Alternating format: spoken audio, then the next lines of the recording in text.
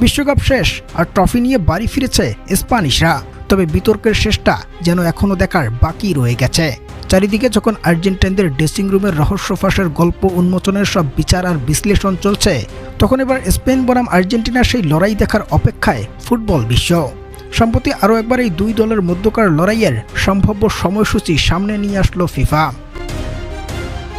দর্শক, 2026 বিশ্বকাপের ফাইনাল ম্যাচে একেবারেই শেষ সময়ে গোল হজম করেছিল আর্জেন্টিনা, আর এই একটি মাত্র গোলের ব্যবধানেই শিরোপাটা হারিয়েছে ওরা। এ ঘটনা এখন পুরনো, তবে নতুন করে আবারও আলোচনার কেন্দ্রবিন্দুতে সেই স্পেন বনাম আর্জেন্টিনার ম্যাচ।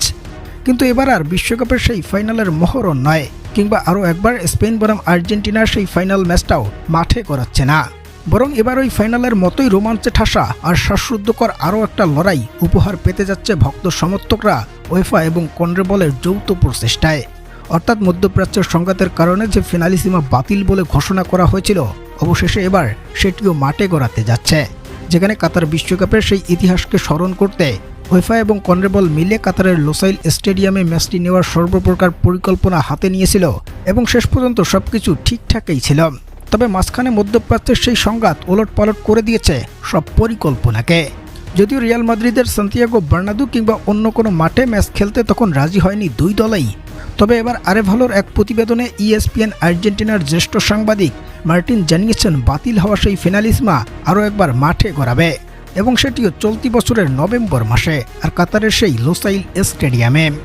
সম্প্রতি নাকি কাতার সরকার সেই ম্যাচকে ঘিরে সব পরিকল্পনাও নিচ্ছেন, যদিও কোপা আমেরিকার কনমেবল আর ইউরো চ্যাম্পিয়নের উয়েফা এ সম্পর্কে কোনো তথ্যই দেয়নি। তবে ESPN আর্জেন্টিনার এমন তথ্য এবার বেশ উদ্দীপনা তৈরি করেছে ভক্ত সমর্থকদের মাঝে সেই ফিনালিসিমার লড়াই নিয়ে। দর্শক, আরও একবার যদি স্পেন বনাম আর্জেন্টিনার মধ্যকার এই লড়াইটা হয়ে যায়, তবে সেক্ষেত্রে আপনার মতে সেই ম্যাচ থেকে কোন দল জিততে পারে জানাবেন কমেন্টে।